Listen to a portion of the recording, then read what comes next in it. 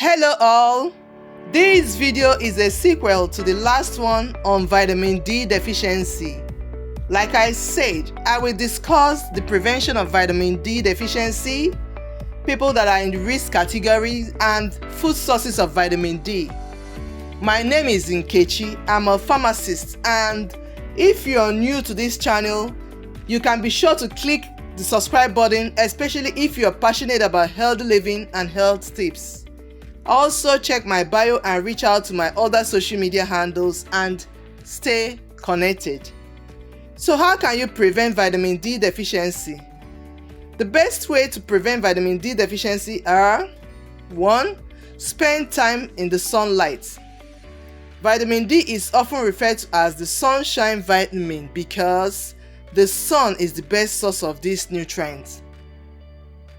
2. Eat vitamin D fortified foods and foods that are rich in vitamin D. And 3. Take vitamin D supplements. Now, who are the most risk of vitamin D deficiency? Most adults do not need to worry about this. However, some groups are more vulnerable to this vitamin D deficiency. People who are obese, people who have dark skin, and people who are older than 65 years. These categories of people may have lower levels of vitamin D due to their diets, little sun exposure, or other factors. So, food sources of vitamin D. Good news is that we have a variety of foods rich in vitamin D. These include number 1, salmon, a very popular fatty fish and a great source of vitamin D. A 100-gram serving of salmon contains about 500 international units of vitamin D, or 60% of the daily value required. The source of the salmon is also very important, as wild salmon has more vitamin D than farmed salmon. Number 2, herring and sardines. Herring is a fish eaten around the world. Fresh herring is a great source of vitamin D. Sardines are also good sources of vitamin D. A 100-gram serving of sardines can give you about 193 international units, or 24% of the daily value vitamin D. Other fatty fish like halibut and mackerel are also good sources of vitamin D. Number 3, cod liver oil. A popular supplement if you don't like eating fish. Taking cod liver oil is another important way to get nutrients like vitamin D at about 450 IU per teaspoonful, that is 5 ml of cod liver oil. Cod liver oil has been used for many years to treat vitamin D deficiency.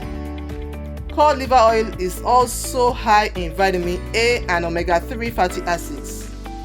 Note please that vitamin A can be toxic in high amounts. The safe upper limit for vitamin A is 3000 micrograms. A single teaspoonful of cod liver oil, which is 5 ml, contains 1350 micrograms of vitamin A. The omega-3 plays a role in healthy hearts and may reduce inflammation in the body.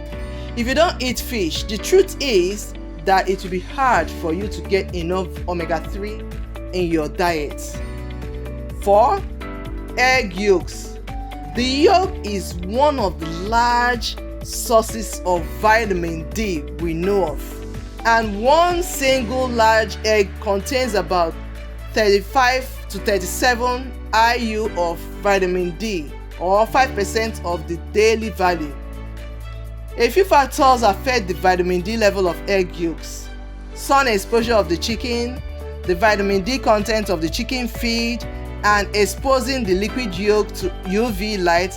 This increases the vitamin D in the egg.